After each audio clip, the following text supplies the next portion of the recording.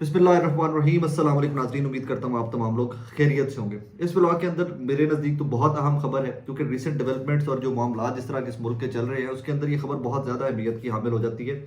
वो है इमरान खान साहब की सिक्योरिटी, उनकी जान के मामलात के इज़ी सेफ इज़ी नॉट, और उसके ऊपर तहरीक इंसाफ बार बार अपने खदशात का इजहार कर चुकी है।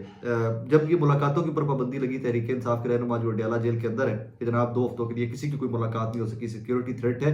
फिर अजमा बुखारी साहिबा ने आज गुजरी रात को कह दिया जी वाकई बहुत सीरियस थ्रेट्स हैं, सिक्योरिटी थ्रेट्स हैं, लिहाजा किसी को भी मुलाकात की इजाजत नहीं हो सकती। उसके बाद एक ट्वीट है जो सबसे ज्यादा सेंस बना रही है, या सबसे ज्यादा वायरल हो रही है रात को, और हर ग्रुप के अंदर शेयर हो रही है, हर जगह के ऊपर वो डिस्कस हो रही है। ये मुराद सईद साहब की ट्वीट है। मैं उनका बाकी कॉन्टेक्स्ट छोड़िए सारा, वो एक लंबी चौड़ी उनकी एक स्टेटमेंट है। इसमें एक जुमला जो है वो बड़ा अहम है। इस मुल्क पर काबिज खुदाई के दावेदारों का फैसला है कि इमरान खान को नवंबर से पहले पहले रास्ते से हटाना है।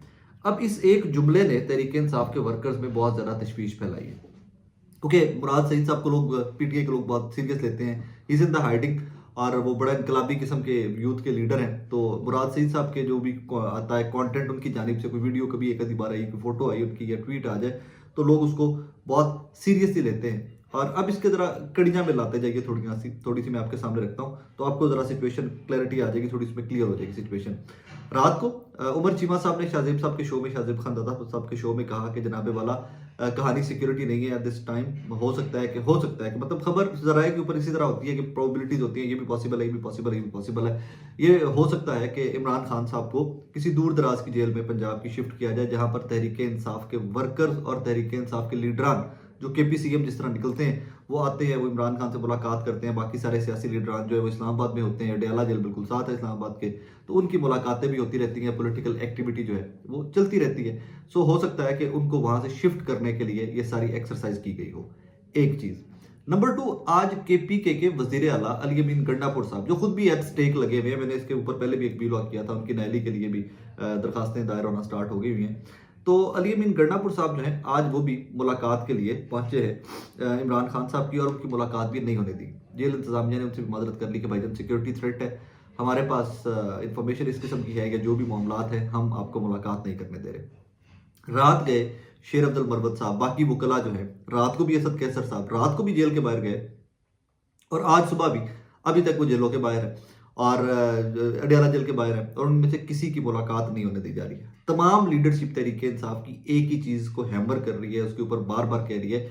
इवन अलीमा खान साहिबा जो हमशीरा है इमरान खान साहब की, वो भी बार बार कह रही हैं कि इमरान खान की जान को खतरा है, इमरान खान की जान को खतरा है। और उन्हीं का यही स्टांस मजीद एम्पावर हो जाता है जब आप मुराद सईद साहब की गुफ्तगू या वो उस कॉन्टेक्स्ट में देखते हैं।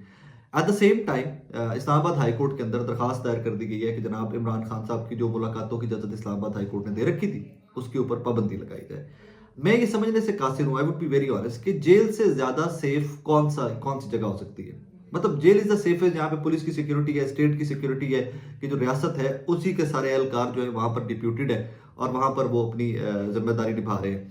और अगर पाकिस्तान के अंदर साबिका वजीर आजम जो जेल के अंदर है, वो जेल के अंदर होते हुए अनसेफ है, वो वहां पर महफूज नहीं है, तो फिर ये 25 करोड़ का मुल्क ही गैर महफूज है। कि जहां पर जिन लोगों का काम सिक्योरिटी देना है, पुलिस का, जेल इंतजामिया का, जिनका काम ये ड्यूटी है कि they have to secure those premises, और वो अपना काम नहीं कर सकते। और सिर्फ 3 लोग जो अफगान जिनके बारे में भी रिसेंटली खबर आई कि जो पकड़े गए अडयाला जेल के इर्द गिर्द में, तलाशी का अमल जारी है, ऑल दैट।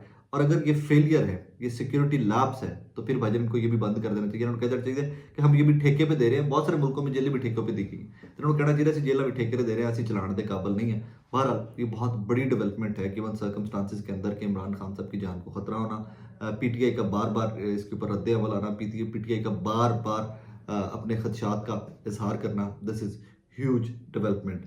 अगली खबर, मखसूस नशिस्तें, बाकी बहुत सारी जगहों से तो मखसूस नशिस्तें नहीं मिली तहरीक इंसाफ को, मरकज से नहीं मिली। पंजाब में भी आज एक पिटीशन दायर कर दी गई मखसूस नशिस्तों के लिए कि ये अमल को रोका जाए। केपीके को लेकर बड़ी बहस हो रही थी। केपीके को लेकर लोगों को था जी कि हर चीज जो है वो पिशावर हाईकोर्ट क्यों ले जाती है पीटीके एंड ऑल दैट।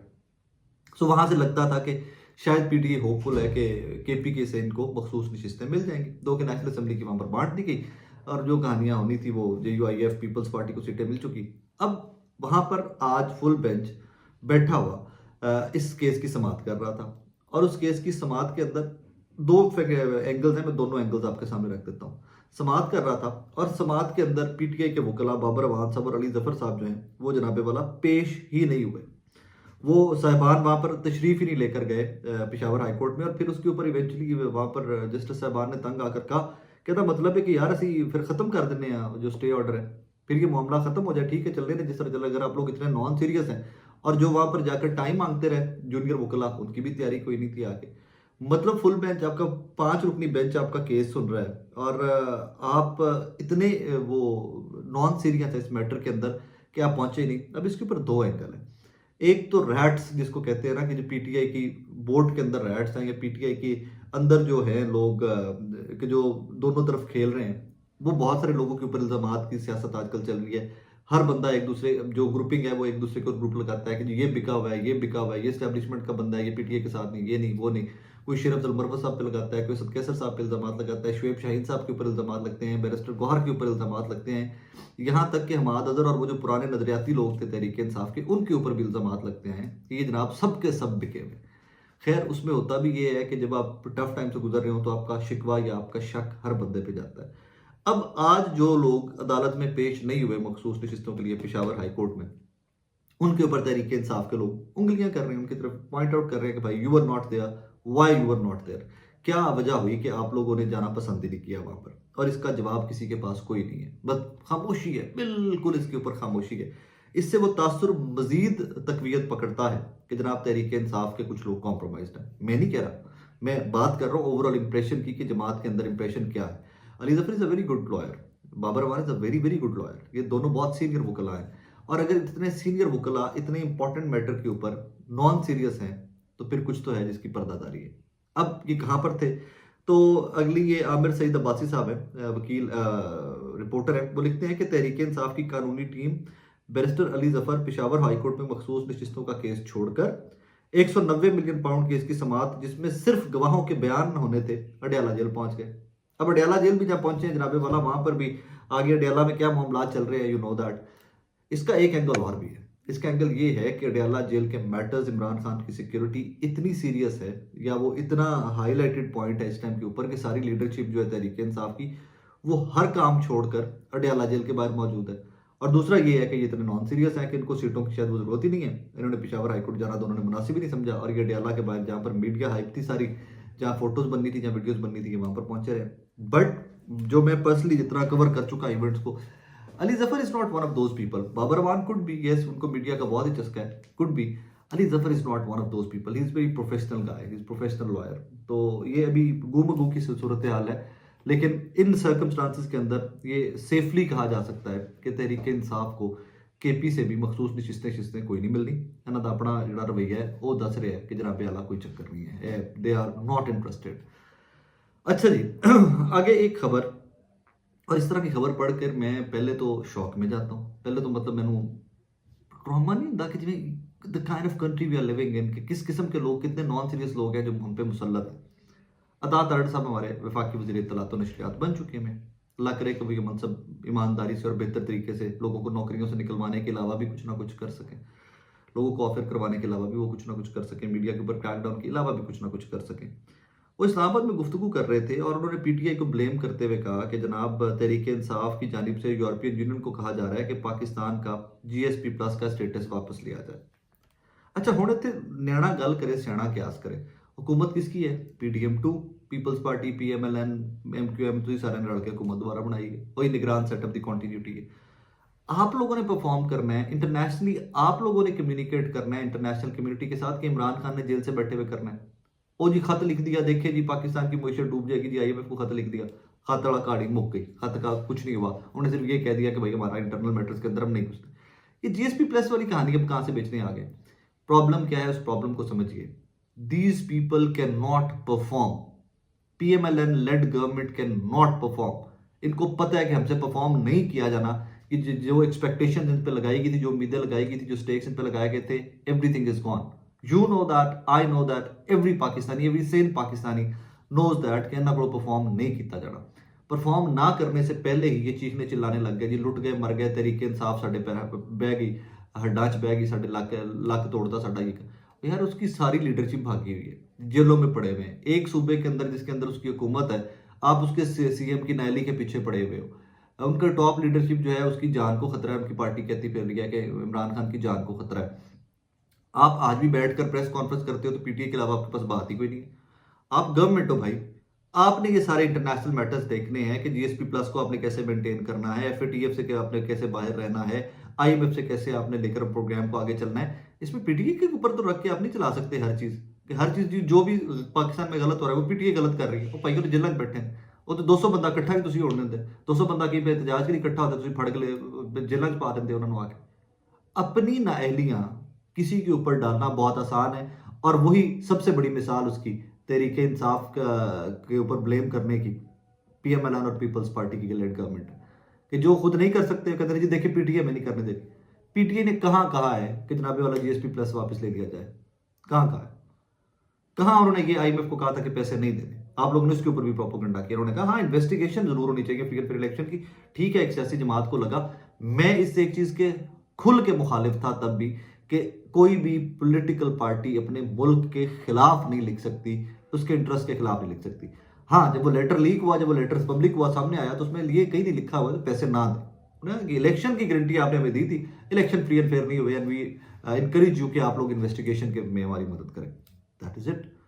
आज तुम नवा ड्रामा लेके आ गए हो। मतलब इनकी सीरियसनेस का लेवल के चेक करेंगे, अवाम को समझते हैं। मेरे लिए तो एक वो गंदा सा लफ्ज मेरे जहन में आता है जब मैं बात करता हूँ कि अवाम को क्या समझते हैं, चे समझते हैं, ये अवाम को गधे समझते हैं। अगर ट्विटर पाकिस्तान के अंदर बंद नहीं, एक्स बंद नहीं, देखे चल रहा है, कोई नोटिस है तो ले। इसका मतलब ये है कि कल को कोई बंदा मारा जाए और जब तक वो मरा हुआ बंदा खुद आकर गवाही नहीं देगा कि जनाब वाला मैंने वाकई मार दिता गया है, अताताड़ सब कहेंगे कोई बंदा नहीं मरा, वो बोल नहीं रहा, वो गवाही नहीं दे रहा अपनी। और भाई नोटिफिकेशन करके बंद नहीं किया गया ना, you know that, I know that. हम सबको पता है कि नोटिफिकेशन के बगैर एक्स को पूरे पाकिस्तान के अंदर बंद किया गया था। सो बेसिकली वो जिसको कह लेना कि तमाम लिमिट्स अबूर होती जा रही हैं, एवरी पैसिंग डे हर हद क्रॉस होती जा रही है। और ਇਹਦੇ ਵਿੱਚ की किया जा सकता है, की किया जा सकता है, मुझे अब जवाब नहीं मिलते। आखिर में मैं उन अहमक लोगों में से हूँ कि जो ये समझता था कि इलेक्शन के बाद कुछ हालात बेहतर होंगे, कुछ इस्तेहकाम की जानिब पाकिस्तान जाएगा। क्योंकि जो पोलिंग डे था उस दिन पे कोई हैंकी पैंकी नहीं हुई थी, वी ऑल नो दैट। मैं कम अज़ कम गवाह हूँ कि जितने पोलिंग स्टेशन मैंने फिरे थे। उसके बाद जो हुआ, उसके बाद मेरी वो सारी होप्स टूट गई थी कि जो जिस तरह वो इलेक्शन चुराया गया, इमरान नवाज शरीफ साहब को बिठाया गया कैसे एंड ऑल दैट, सबको पता है, everybody is talking about that. तो इस मुल्क में पॉलिटिकल स्टेबिलिटी कैसे आएगी? और अगर पॉलिटिकल स्टेबिलिटी नहीं आएगी तो इकोनॉमिक स्टेबिलिटी कैसे आएगी? यार ये तो 2+2 वाली कहानी है। छोटे छोटे बच्चों को पता है कि जब तक पॉलिटिकल स्टेबिलिटी नहीं आएगी तब तक इकोनॉमिक स्टेबिलिटी नहीं आएगी। बहुत शेर साहब ने एक जुमला लिखा, क्या खूबसूरत जुमला था। उन्होंने कहा सियासत तो इस मुल्क के अंदर सिर्फ और सिर्फ इमरान खान कर रहा है, बाकी सारे तो उदों की बंदर बांट में मसरूफ है। तू सदर बन जा, तू वज़ीर आज़म बन जा, तू वज़ीर आला बन जा, तू इन्फॉर्मेशन मिनिस्टर बन जा, तू वज़ीर आला पंजाब बन जा, तू 3 मिनिस्ट्रियाँ रख ले, टिकटॉक से अकाउंट बना ले, फोटो सेशन करवा ले। यार क्या कर रहे हो भाई? आपको आइडिया ही नहीं कि आपके मुल्क की हालत क्या हुई पड़ी। और जो आपसे उम्मीदें लगा के बैठे हुए शरीफ आदमी वो सोच रहे हैं कि पता नहीं आपने क्या कर देना इस मुल्क में, आते साड़ी गरीब लोगों की जिंदगी इतने बहुत आसान हो जानी। This is not how it's going to work. और इन लोगों को शायद अभी तक इदराक ही नहीं है कि ये क्या कर रहे हैं और इसके आगे से कॉन्सिक्वेंसेज क्या आने हैं। अता तलट साहब के लिए बहुत अच्छा है, बहुत आसान है, आगे सब बता देना कि हर चीज़ पीटीए कर रही है। अब भाई नहीं कर रही पीटीए, जेल बैठा था इमरान खान। एक सूबे के अंदर हुकूमत है, वो रोज आपसे अपने पैसे मांगते फिर रहे हैं कि 1500 बिलियन थोड़ा देना है, फलानी मदद फलानी मदद फलानी मदद। क्या कर रहे हो भाई? If you really want to do something with this country for this country तो कम से कम इकट्ठे बह जाओ सारे, बह के दा कोई सोल्यूशन कटो। वरना ब्लेम गेम तो हमेशा से हम देखते हैं कि सियासतदानों की सियासत होती, फलाना गंदा है, फलाना चोर है, फलाना गंदा है, फलाना चोर है, वही उर्दू सी करने लग गए। अपना ख्याल रखिएगा, दुआ में याद रखिएगा।